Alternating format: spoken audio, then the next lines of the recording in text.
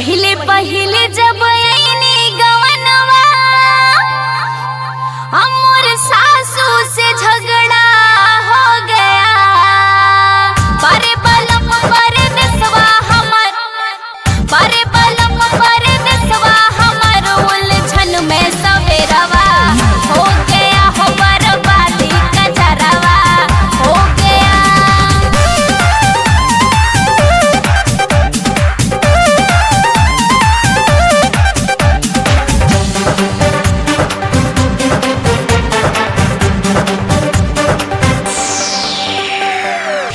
बिजुली चमके टेवा गरजे घन घोर